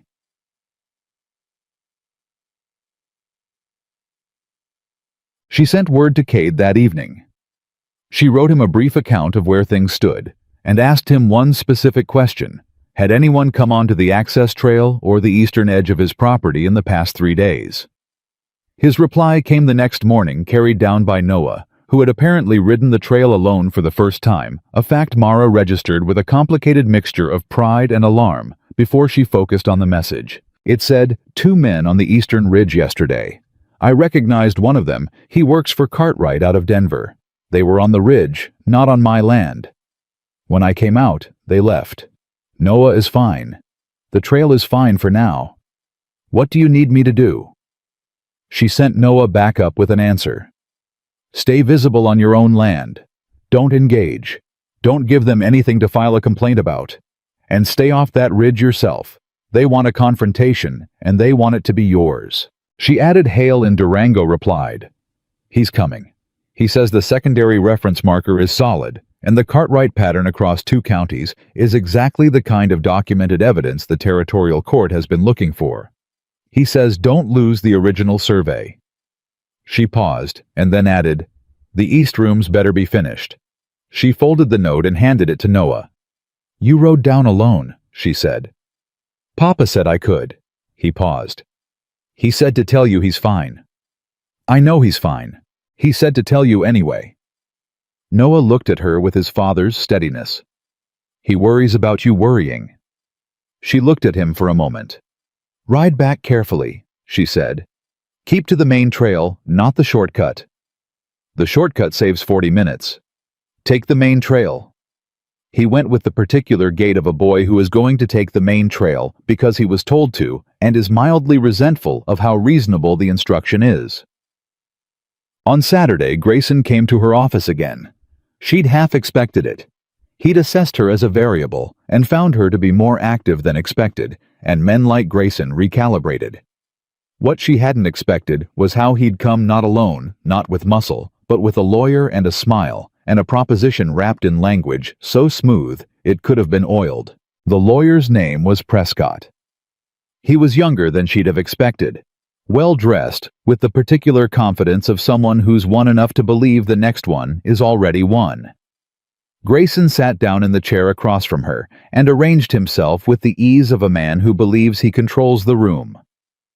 Mrs. Holloway, I understand you've been making inquiries at the county land office. I work in this county, she said. I make inquiries regularly about things that affect the people I serve. Of course. The smile didn't waver. I want to be straightforward with you. I have significant respect for what you've built here. The community clearly relies on you. He paused. I'd like to make sure that doesn't change. She said nothing. She let him continue. There's a boundary dispute pending, Grayson said. These things can be resolved quickly, or they can become expensive and protracted for everyone involved. I'd like to resolve this quickly. He looked at her. The access trail is not actually central to my mining interest. If Mr. Mercer is willing to agree to a modest easement on the southeast corner of his property, a surveyed strip of approximately 30 feet, my mineral claim can be pursued without disrupting his operations. Everyone keeps what matters to them. The legal proceedings become unnecessary. She looked at him. An easement, she said. A small one. Surveyed documented fair compensation paid to Mr. Mercer for the inconvenience. How much compensation? Prescott named a number. It was not an insulting number. It was in fact a number designed specifically not to be insulting, large enough to seem reasonable, small enough to make Cade's acceptance of it feel like a compromise rather than a defeat. That was the tell. She knew it immediately. Men who were certain of their legal position didn't offer compensation. They waited for the judge and won and paid nothing. I'll relay your offer, she said. That's all I ask. They stood. Grayson extended his hand. She shook it because refusing it would tell him things she didn't want him to know yet. Mrs. Holloway, he said. You strike me as a practical woman. This territory is hard enough without fighting battles that don't need to be fought. I agree completely, she said pleasantly. After they left, she sat for a moment. Then she picked up her pen and wrote Cade a single line. He offered an easement. Don't accept it. I'll explain Sunday. M. Sunday brought Robert Holt's signature and Edmund Hale's arrival in Delwood on the afternoon stage. Hale was older than she'd imagined, late 60s, with white hair and the unhurried manner of a man who'd won enough cases to stop moving quickly because he'd learned that speed was usually a disadvantage in law. He shook her hand and looked at her documents and said nothing for 20 minutes. Then he said, "The Cartwright firm certified 3 fraudulent surveys. This is a 4th, and the reference marker issue makes the filing procedurally incomplete, regardless of the creek drift argument." He set the papers down. "Who else is signing the combined filing?" "Paulson and Holt." Hale raised an eyebrow. "You got Holt on this. His water rights are at stake. His wife is going to be furious at him. That's between them." Hale almost smiled. "The judge coming through is Martha Alcott. She's been on the territorial circuit for 11 years. She's seen the Cartwright pattern before from a different county, and she dismissed it on a technicality that frustrated her. She's been waiting for a clean case." He looked at Mara. "This is a clean case. If we file by Tuesday, we get an injunction against the survey team starting field work. Grayson can't break ground while an injunction is pending." He offered Cade an easement. Hale's expression sharpened. "When? Yesterday. That means he's spoken to someone at the territorial office and he knows the reference marker is a problem. He's trying to negotiate around it before it lands in front of a judge." He paused. "Don't accept the easement." "I already told Cade not to." Hale looked at her for a moment. "Mrs. Holloway, how exactly did you pull together 3 property signatures, a prior county documented pattern, and a procedural deficiency identification in under 2 weeks?" "I used to read for a lawyer," she said. "A long time ago before I trained as a healer, and I have a very good memory." "What happened to the lawyer?" "He moved to San Francisco. I stayed." She paused. "Can we file Tuesday morning?" "Tuesday morning," he confirmed. She rode up the mountain Monday with Hale's injunction draft in her saddlebag and found Cade at the base of the East Ridge with Garrett Paulson, both of them looking at something she couldn't see until she got closer. Surveying stakes. 3 of them driven into the ground along the creek's west bank, maybe a foot inside what should have been Cade's property line. She pulled her horse up and looked at them. "They came last night," Cade said. His voice was level. It was the level of a man exercising very deliberate control. "They put them a foot over the line," Garrett said. "Past the creek bank. That's not disputed territory. That's Mercer's land." "That's trespassing," Mara said. "Yes," Cade said. "It is." "Did you move them?" "No." He looked at her. "You told me not to give them anything to file a complaint about." "That was the right call." She dismounted and crouched by the nearest stake, looked at it without touching it. "They want you to pull them up. Then they file a complaint about interference with a legal survey, which muddies the injunction proceedings." She stood. "Don't touch them. Hale files Tuesday morning. The injunction freezes everything, including these stakes, in place." She paused. "I need you to go inside and write down the exact time and location you discovered these today, and Garrett needs to witness it." "Already have," Garrett said. He pulled a folded paper from his vest pocket. "Time location measurements from the original stake markers, witnessed and dated." Mara looked at him. "My foreman's done some survey work," Garrett said simply. She allowed herself one breath of genuine relief. "Good. That goes to Hale today." Cade had been watching her this whole time, not the stakes, her. "You got Hale here," he said. "Yesterday. You got Holt to sign." "Sunday." He was quiet for a moment. Garrett Paulson was doing the specific thing ranchers do when they're tactfully not listening. "Mara," Cade said. "Don't," she said. "There's still a week to the judge. Don't say anything that belongs after." He was quiet for a moment longer. Then he nodded once. The nod meant all right. "We'll get there first." "What do you need me to do right now?" he said. Hale wants to walk the property line this afternoon with the original survey. Can you take him? Yes. And I need Noah somewhere other than this ridge for the next 2 days. Clara's been asking him to come to town, he said. She mentioned something about the library. Clara's been asking Noah to come to town, Mara repeated. Apparently they've been corresponding, notes through me. He said this without any particular inflection. I didn't read them. Mara decided to address that later and filed it in the category of things her daughter would eventually have to answer for. Send him Tuesday. I'll keep him in town until the injunction files. All right? He paused. And tonight I go back to town and I sit with my children and I make sure everything is ready for them to come up here at the end of the month. He looked at her. She looked at him. The stakes were still in the ground 20 feet away, a man's greed made visible, and the mountain was around them in every direction.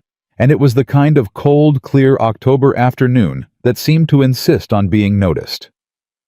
The East rooms, she said. Are they done? Finished them Thursday. She nodded. Good, she said. And then, because she was who she was, I'm going to need to see them before I make any final arrangements. You've seen them half-finished for 2 months. I want to see them finished. Something shifted in his face, that not quite a smile, that she realized with complete clarity, been cataloging carefully for 2 months as though she might need it later for reference. I'll show you Thursday, he said. Thursday, she agreed. Tuesday morning. Hale filed the combined injunction at 7 a.m. before the county office had finished unlocking its doors. By noon, the injunction was issued. By 2 in the afternoon, the word was through town. Mara heard the reaction from her office. She didn't go out to watch it, but she heard it, the specific sound of a town reconsidering its estimate of a situation. She heard Aldrich from the land office say something to someone on the street in a voice too low to make out the words, but too pleased to misread the tone. She heard boots on the boardwalk outside move with a different quality than they'd been moving all week. What she heard most clearly was Margaret Holt's voice outside the feed store saying to someone, "Robert did what needed doing, that's all." The tone was the tone of a woman recasting the story, so it had always been the one she'd approved of. Clara, who had excellent hearing and no patience for hypocrisy, looked up from her letters and said, "Mrs. Holt seems very supportive of the filing." "Clara," Mara said, "I'm just noting." Note it more quietly. But the corner of Mara's mouth moved. She didn't let Clara see it. That evening a messenger arrived with a letter from Grayson's lawyer, Prescott. It was very short. It said that in light of the pending injunction and the combined filing, Mr. Grayson wished to explore an alternative resolution and requested a meeting at the county land office with all interested parties at the earliest convenience. Mara read it twice. Then she wrote back, "Mr. Grayson may address his alternative resolution to Judge Martha Alcott when the territorial circuit convenes. M. Holloway, on behalf of the filing parties." She sealed it, sent it back with the messenger, and poured herself a cup of tea that she actually had time to drink while it was still warm. Thursday, she went up the mountain. The east rooms were finished. She stood in the doorway of the larger one and looked at the plastered walls, the fitted floor, the window that Clara had already somehow claimed in her imagination, because she described it in a letter to Noah as the one that faces the reading light, and felt the specific weight of something that had been potential for months finally landing as real. Cade was in the doorway behind her. "Well," he said. "The plaster's good," she said. "I had help. Garrett's second son knows plasterwork. And the floor's level. I checked it 3 times. She turned around. He was watching her with that quality. He had the direct patient attention that had stopped unnerving her and started feeling like the most reliable thing in a 30-mile radius. "I have a question," she said. "Ask it." "The day you walked into my office," she said, "you had a folded paper in your vest. You read it before you crossed the street. What was on it?" He paused. It was a longer pause than his pauses usually ran. "Your name," he said. "The building. A note about your husband dying and when." Another pause. And a note that said you were the kind of woman who'd want to be spoken to straight. She looked at him. Who told you that? Doc Riley in Millhaven. Said he'd tried to buy your practice 2 years ago, and you'd declined him in approximately 4 words and walked away. His mouth curved. He said it was the most impressed he'd been by a refusal in 30 years of medicine. She held that for a moment. So you prepared, she said. I didn't want to waste your time. She looked at him. This man who had come down off a mountain with a folded paper and a hat in his hands and said, I'll tell you what I know and what I want, and had meant every word of it, and had not flinched once when the words cost him something. I'm not going to be easy to live with, she said. I want to be clear about that before we're standing in front of anyone making it official. I have opinions and I say them. I keep irregular hours. I will ride down this mountain in weather you're going to tell me is dangerous because someone needs me and I'll go anyway. My daughter will argue with you. My son will put things in his pockets that he shouldn't. Clara's going to be a lawyer someday, he said, or a judge. Probably both. And Thomas is going to be the kind of rancher who names every animal he owns. Almost certainly. She paused. You understand what you're taking on. I understand exactly what I'm taking on, he said. That's why I came down and knocked on your door. She looked at him for a long moment in the finished room, with the October light coming in the east window. Then she said, 2 weeks from Saturday. He stilled. Not a month, she said. The east rooms are done. Hale says the judge will rule in our favor. My patients are arranged. She paused. 2 weeks. He breathed out slowly. Not dramatically. The way he did everything grounded certain specific. 2 weeks, he said. I'll need help with the moving. Garrett's boys, he said immediately. I'll ask them. And I want to be married before we arrive, not after. I won't bring my children up here without it being settled properly. I'll speak to Pastor Greer tomorrow morning. She nodded. And then, because she had been honest with him at every turn and saw no reason to stop, now she said, I am still afraid. I know. I want you to know that it isn't about you. I know that too. It's about... She stopped. Started again. It's about the fact that I've had something good before, and I know what it feels like when it goes. And this... She gestured at the room at him, at what they were building. This is bigger than what I had before, so the losing of it would be... bigger, he said quietly. Yes. He moved then, not fast, not dramatic, just the deliberate way he moved toward everything that mattered. He came and stood in front of her, and he was very close, and he put his hand out and she took it, and they stood like that in the finished room that smelled like plaster and pine and the specific clean cold of a Colorado October. I can't promise you nothing will go wrong, he said. I can't promise you that it lasts forever because nobody can promise that honestly. But I can promise you that I'll be standing next to you when it does, and that I'll tell you the truth before I tell you the comfortable thing, and that I'll never make you smaller than you are to make myself feel bigger. She held his hand, and she thought of Joseph, and the grief that had cut her to the floor, and somehow without her permission, grown into the life she'd built, and the children she was raising, and the woman she'd had to become to manage it. She thought Joseph gave me those children. This mountain is going to give them the rest of what they need. All right, she said. It was the same thing she'd said in her office weeks ago. I'm saying yes. But this time it had a different weight, a different finality. Not a beginning, but a commitment, which was the harder and more honest word for it. He held her hand, and the mountain was quiet around them, and 2 weeks suddenly seemed like a long time, and also like no time at all. I'm going to go check on the children, she said. He nodded and released her hand. She walked to the door and paused and said without turning, The porch view at sunset. You were right about it. He didn't say anything, but she felt him smile. 2 weeks passed the way significant time always does, both slower and faster than it should, depending on which hour you were standing in. The days leading up to the wedding were not romantic in the way that word usually gets used. They were practical, relentless, and occasionally absurd. There were patients to transfer supplies, to box a rented building, to arrange for Dr. Riley's nephew, who was coming down from Millhaven to take over the Delwood practice. There were two children who handled the news of the marriage with completely opposite temperaments. Thomas asked if Noah's cow patients would let him feed her by hand, now that they were going to be family, and Clara went very quiet for exactly one evening, and then came to Mara's bedside at 9 o'clock at night and said, "Papa would have liked him, I think. He doesn't say things he doesn't mean." Mara held her daughter's hand in the dark and said, "No, he doesn't."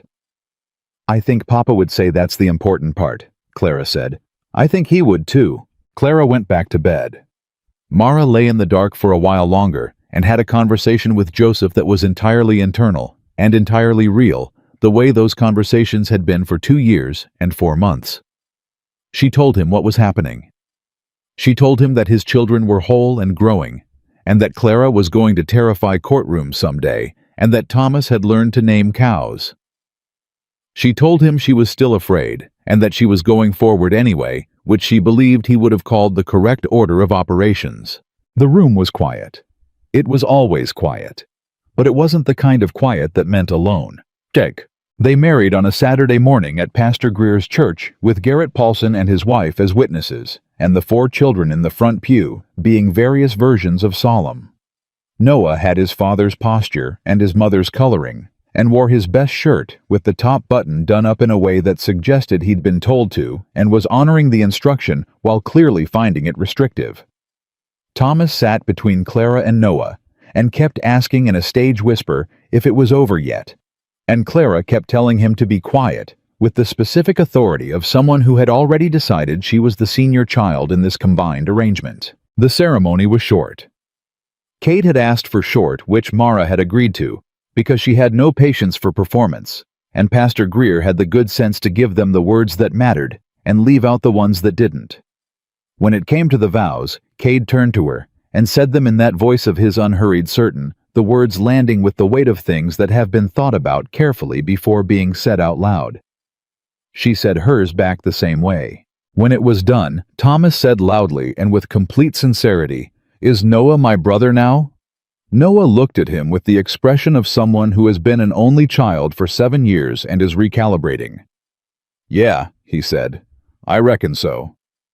Thomas looked satisfied. He had apparently needed that confirmed officially. Clara caught Mara's eye, and the look on her face, that particular combination of composure and something much younger and softer moving underneath it, was the thing Mara carried with her out of that church, and would carry for the rest of her life. They moved up the mountain the following Tuesday. Garrett's 2 eldest boys came with a wagon, and the operation took most of the day, and involved Thomas nearly falling off the wagon twice a crate of medical supplies that turned out to be heavier than it looked, and Clara directing the placement of furniture in the east rooms with a specificity that Garrett's eldest son, a young man of 20 named Will, bore with considerable patience and what appeared to be genuine admiration. Mara filed that away too. By evening the house held all of them. It had the quality she'd described to Cade weeks ago, real noise enough people to make it. Thomas and Noah arguing about where the cats should sleep. Clara reading out loud to no one in particular from the book she'd carried up the trail. Cade at the stove making supper with the focused quiet of a man who'd been cooking for 2 and was now cooking for 5 and was taking that adjustment seriously. Mara stood in the kitchen doorway and watched him. He hadn't heard her yet. He was moving through the kitchen with the specific competence of someone who knows exactly where everything is, and he was listening to the noise of the house. She could tell by the quality of his stillness, the way his shoulders held slightly differently than they did when he was alone with a task. He was listening to it the way you listen to something you've been waiting for. She thought of the porch at sunset. She thought of a man standing there alone in the particular quiet that wasn't the good kind of quiet. She walked into the kitchen and picked up the bread knife and started slicing without being asked, and they cooked supper side by side without talking much. And it was ordinary was the word. It was completely ordinary in the specific way that only things you've waited a long time for can be. 3 days after they moved in, the territorial court ruling came. Hale sent it by messenger express from Durango. Judge Martha Alcott had reviewed the combined filing, the Cartwright documented pattern across 2 counties, the trespassing evidence, and the procedural deficiency in the boundary survey. She had ruled in favor of the filing parties on all points. Grayson's mineral claim was invalidated. The boundary remained at the original survey line. The trespassing stakes were to be removed at Grayson's expense. And she had referred the Cartwright survey firm to the Territorial Attorney General for investigation of fraudulent practices. Not just dismissed. Referred. That was the part Hale had underlined. Mara read the letter at the kitchen table. Cade was standing behind her. He read it over her shoulder once, and then straightened up and was quiet for a moment in the way that meant real weight. "It's done," she said. "It's done," he said. She set the letter down. "Hale's going to need his fee." "I've got it." "Half is mine," she said. This was a joint operation. He didn't argue. She had noticed over the preceding weeks that he did not argue about things that were true. It was one of his more useful qualities. Garrett Paulson came by that afternoon and shook both their hands with the energy of a man who had just seen something work that he'd been willing to bet on but hadn't been certain of. He brought his wife, who brought food, and there was a version of a celebration that involved 5 children. Will Paulson had apparently come along, and considerable noise, and Thomas falling asleep at the table mid-bite in the way that 5-year-olds do when the day has finally exceeded their capacity. Clara and Noah sat together at the far end of the table, doing something with a piece of paper that they moved out of sight when Mara glanced at them. She did not investigate. She was choosing deliberately to extend the same courtesy to her daughter that she'd want extended to herself, the space to manage something privately until she was ready. Will Paulson helped clear the table. He did it without being asked and without commentary, glancing at Clara twice in the process. Clara appeared not to notice. This, Mara understood, meant Clara had noticed completely. She caught Cade's eye across the table. He tilted his head very slightly toward Will. She tilted hers back very slightly. The entire exchange took less than 2 seconds. This was new. She had not had someone to have silent conversations across a table with in 2 years and 4 months, and she had not known she'd missed it until this exact moment. She picked up her coffee cup so her face would have somewhere reasonable to go. The celebration wound down by early evening. The Paulsons headed home. The children went to their rooms in the graduated way of children who have been told bedtime is coming, but are deploying every available delay tactic. Thomas wanted a story. Noah. It turned out, also wanted a story, but had more dignity about admitting it. Clara said she didn't need a story, but sat in the doorway of the boys' room with her book while Cade told one anyway, which Mara observed from the hall with the particular quality of attention that she usually reserved for things she was trying to memorize. Cade told the story the way he did everything spare direct without unnecessary embellishment. It was something he'd apparently told Noah before, a story about a rancher and a mountain and a winter that tried its worst and failed. And the version he told tonight had some additional characters in it that hadn't been there before, Mara suspected, because Noah's occasional glance toward the doorway confirmed he was listening for whether they matched up with reality. Thomas was asleep before it ended. Noah made it to the last line. Clara closed her book and went to her room without saying she'd been listening. Cade came out into the hall, and they stood together in the quiet of the house. "You're a decent storyteller," she said. "I had good material tonight," he said. She looked up at him. "The ruling today. What did it actually mean to you, not practically? What did it mean?" He considered it seriously. "It meant that what I built isn't going to be taken.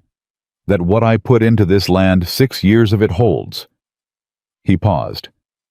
"It means Noah's going to be standing on this property when he's grown, and he'll know he's standing on something real." "That's what you were afraid of," she said. "Underneath everything. Not Grayson specifically. That something would take it before it could be passed on." He looked at her. "When did you work that out?" "Fairly early," she said. "It's the same thing I was afraid of, just from the opposite direction." He was quiet for a moment. "I read somewhere once," he said, "that fear and love point at the same things, just from opposite ends." She looked at him for a long beat. "Where did you read that?" "Ruth's Bible." She marked it. He paused. "I read it about 100 times in the years after she died and didn't understand it until about 6 weeks ago." She held that carefully. "6 weeks ago," she said. "When you told me you were afraid and went forward anyway," he said. "That's when I understood it." The house was quiet around them. It was the good kind of quiet, full, not empty. She had not felt the good kind of quiet in 2 years and 4 months. And now here it was, present and specific, in a half-finished house on a Colorado mountain that smelled like pine and new plaster and supper recently cleared. She took his hand. He held it. They stood there for a moment and let the quiet be what it was. What neither of them knew yet, what arrived 11 days later in a letter forwarded through Hale from the Territorial Attorney General's office in Denver, was that the investigation into Cartwright and Associates had moved faster than anyone expected. Because Cartwright and Associates, it turned out, was not just a survey firm. Hale's letter laid it out with the particular controlled precision of a lawyer who understands that some information needs to land carefully. Cartwright and Associates was a subsidiary operation incorporated 18 months ago, owned through 2 intermediate holding companies by a Denver investment group. The investment group had 3 named principals. One of them was a territorial legislator named Douglas Fairchild, who sat on the Land Commission that had the authority to approve or deny mineral extraction licenses across 6 counties. A legislator on the Land Commission, owning the survey firm that generated the fraudulent claims that cleared the path for the extraction licenses that he then approved. Mara read the letter at the kitchen table on a Wednesday morning, while Cade stood at the counter and the children were at their lessons with Clara playing teacher in the way she had assumed that role with total authority approximately 48 hours after arriving on the mountain. She read it twice. Then she said, "Cade." He came to the table. She handed him the letter. He read it. She watched his face do the specific thing it did when something significant was being processed. The stillness that meant the calculation was running underneath. "Fairchild," he said. "He was at the Land Commission meeting in Durango last spring," she said. "There was a notice in the county paper. I didn't pay attention to it at the time." She paused. "He approved Grayson's initial extraction license, before the survey was even filed here." "Which means the survey was never the actual claim," Cade said. "The survey was the paperwork. The claim was already approved by the man who owned the firm that wrote the survey."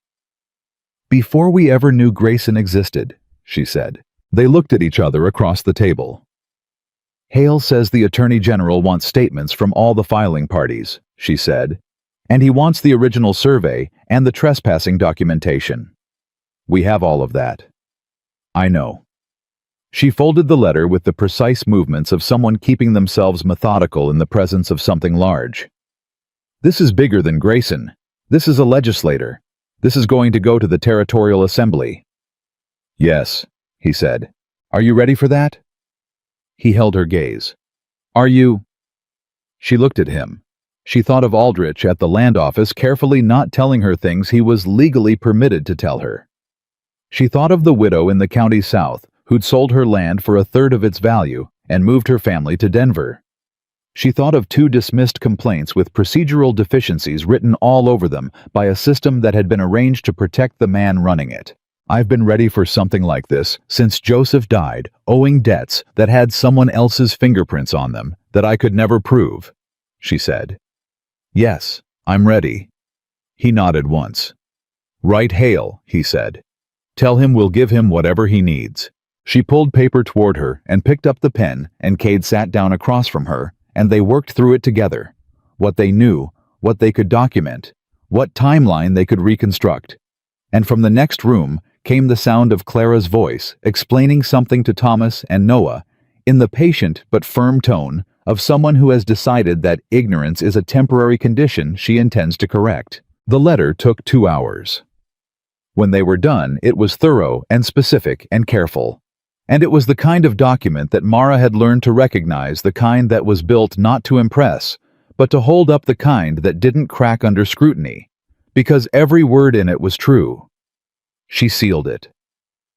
Cade took it to the morning writer before noon. The testimony they gave over the following weeks was not dramatic in the way that word usually means. It was meticulous. Hale came up to the mountain twice, and they sat at the kitchen table and went through everything. Every date, every filing, every document, the exact words Grayson had used in the offer he'd made in her office. The exact measurements Garrett's foreman had taken of the trespassing stakes. Garrett came and gave his statement. Robert Holt came and gave his, with a thoroughness that suggested he'd been waiting for someone to ask him the right questions for a while. Margaret Holt did not come. What Margaret Holt did instead was show up at the mountain on a Saturday afternoon without announcement, stand on the porch, and speak to Mara for approximately 10 minutes with the specific difficulty of a woman who has changed her mind about something and is not accustomed to the sensation. "I said things in the street about Mr. Mercer that I did not have grounds to say," Margaret told her, looking at a point slightly past Mara's left shoulder. "You did," Mara said. Margaret stopped. Revised. "I was wrong to say them." Mara looked at her.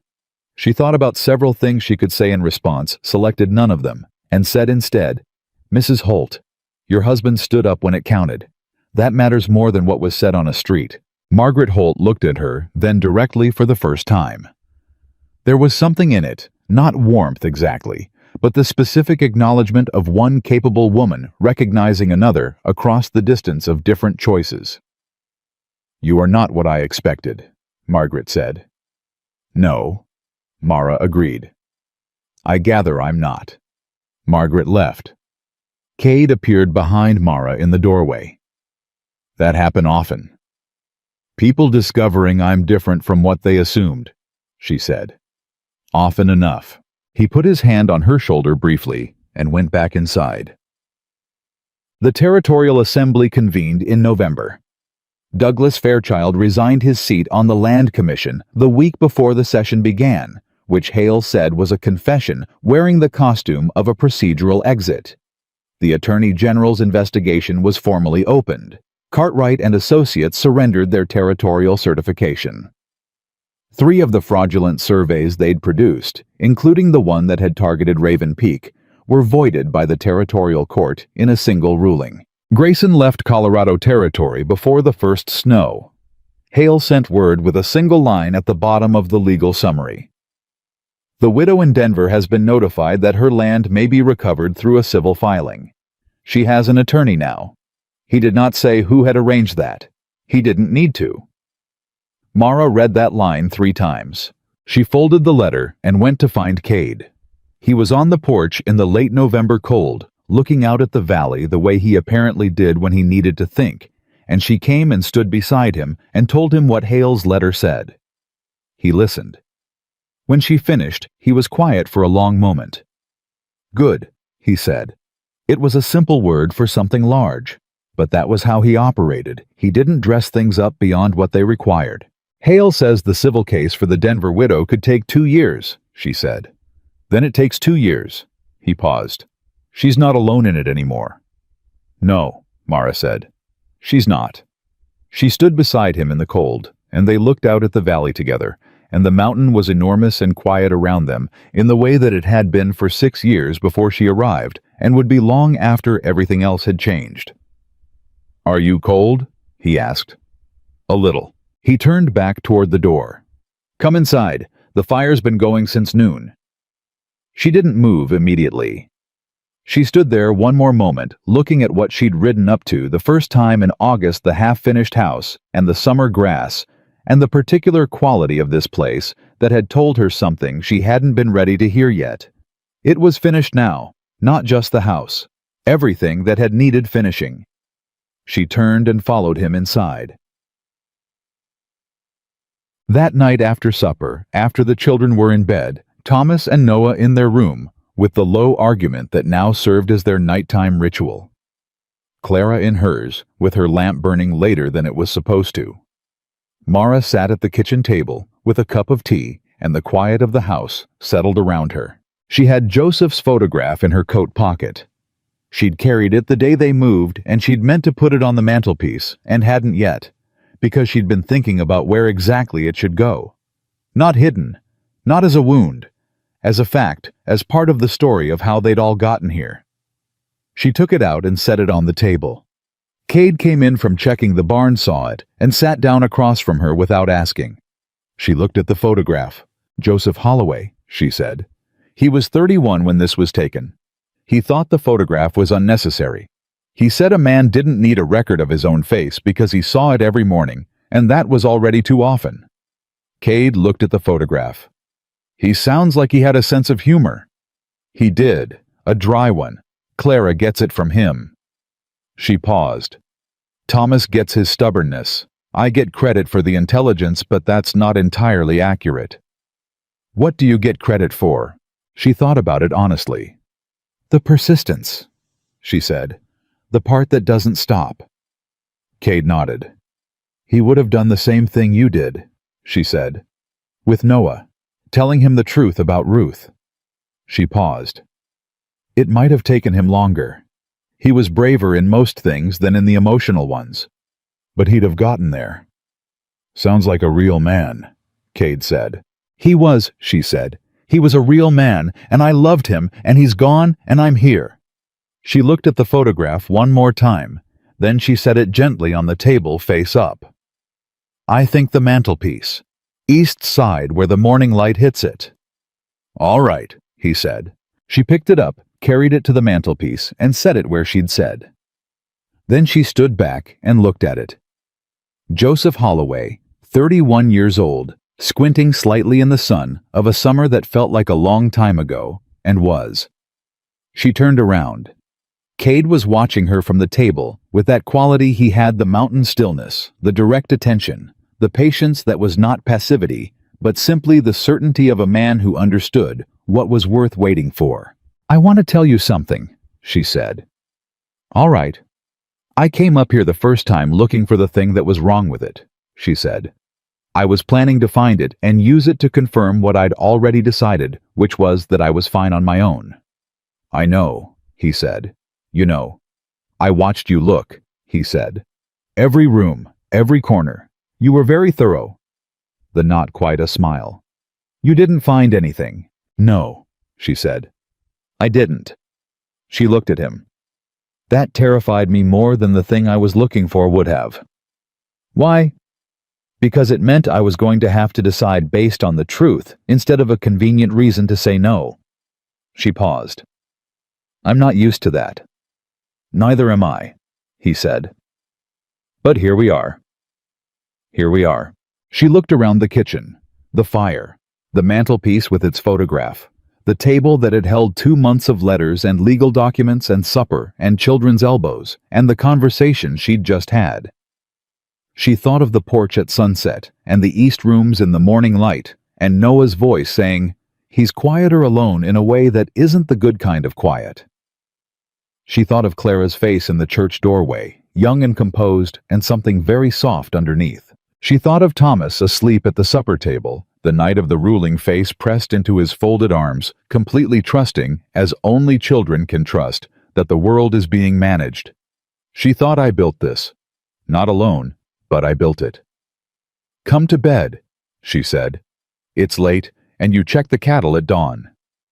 I know my own schedule, he said, but he got up from the chair. She walked down the hall toward the east rooms that he'd finished with his own hands in the house he'd built on a mountain that the law had just confirmed would hold, and she heard his footsteps behind her, steady and certain the way they always were. The last lamp went out. The house held its people, all of them, the living and the remembered, the new and the long-loved.